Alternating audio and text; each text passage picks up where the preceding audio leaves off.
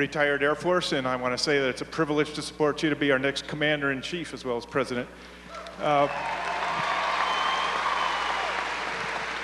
know we are proud of all of the people here that have served, but I can't imagine what you went through in your prisoner of war experience, and just can't fathom that. And you're probably the bravest and most patriotic person here in this building tonight.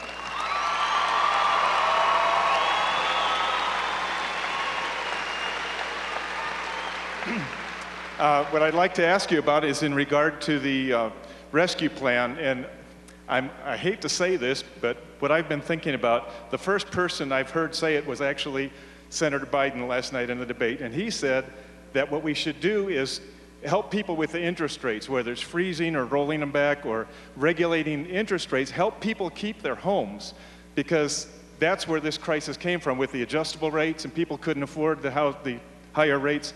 They got foreclosed, and I've lost a house to foreclosure last year myself, so this is close to my heart. But before we bail out the banks, and the loans are still bad, why don't we help the people with the interest, subsidizing or whatever, so they can keep them? That would also help the banks, as well as the people to keep their homes. What do you say about that? Let me shake your hand. Thank you.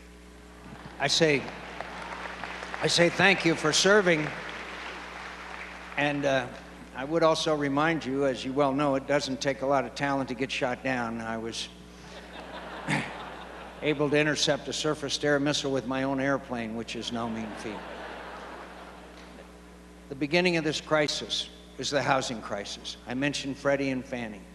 As Sarah Palin said so eloquently last night, they talked people into buying a home for $200,000 when they could only afford one for $100,000.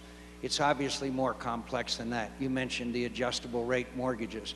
That kind of mortgages were extended to people that had no ability to afford, that could afford those mortgages. But now we are harming the ordinary citizen who simply does not have the ability to make these payments, and they're watching the value of their home dramatically decrease. So dramatically, it's terrible. People who had planned on the value of their home to be an integral part of their lives and their retirement and their years. And so I think that, one, we have to stop and stabilize the continued decline in home values. That's got to be the first step on the step to recovery.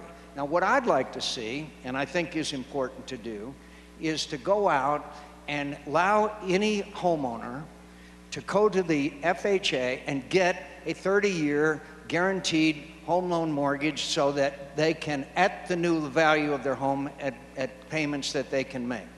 But also, this quote rescue is especially designed to shore up this part of the market where the values have decreased, and we are now seeing a decrease in the liquidity, i.e. the credit that people can give to stay in business. So let's make sure that the homeowners are able to stay in their homes and give them that confidence, and shore up these mortgages that have become either worthless or certainly have dramatically declined in value, and rescue so that we return confidence in Americans' ability to get credit and be able to afford their home loan mortgages.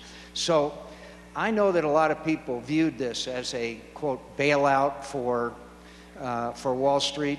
I'm not interested in helping Wall Street in any way. Those people that took those risks and engaged in that kind of activity, they will suffer the consequences. But the innocent bystander, the homeowner, those have to be shored up. And that's what the intention of this putting money into buying up these well, I hate to call them these instruments that are just become valueless, and buy them up so that we will see a floor to this market. And also, we've got to have the taxpayer protected in that when the market improves, when values return, the taxpayer is the first one that's paid back. There's got to be oversight.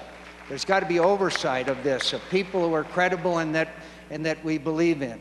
There's got to be ways that we can assure the American people that this that this measure that we are taking today will at least stop the bleeding of our economy, as I mentioned before. Thank you. Thank you very much. Yes, sir.